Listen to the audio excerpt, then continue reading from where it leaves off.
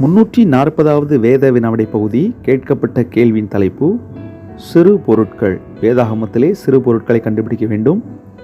அந்த சிறு பொருளினுடைய கடைசி எழுத்து கொடுக்கப்பட்டிருக்கும். அதை வைத்து அந்த சிறு பொருட்களை கண்டுபிடிக்க வேண்டும். முதலாவது கேள்வி, சி என்ற எழுத்திலே முடியும் ஒரு சிறு பொருள். விடை என்பது ஊசி. ஊசி. இரண்டாவது கேள்வி, பி என முடியும் ஒரு சிறு பொருள் வேதாகமத்தில். இதற்கான விடை கம்பி. மூன்றாவது கேள்வி, பூ என முடியும் ஒரு சிறு பொருள். துரும்பு.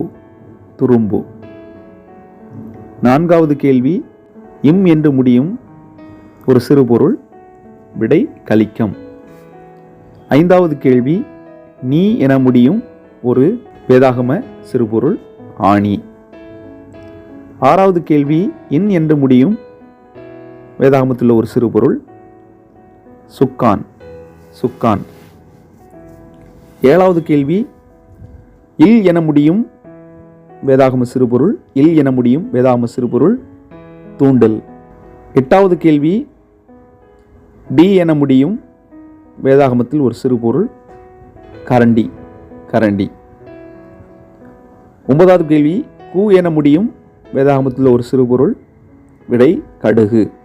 கடுகு.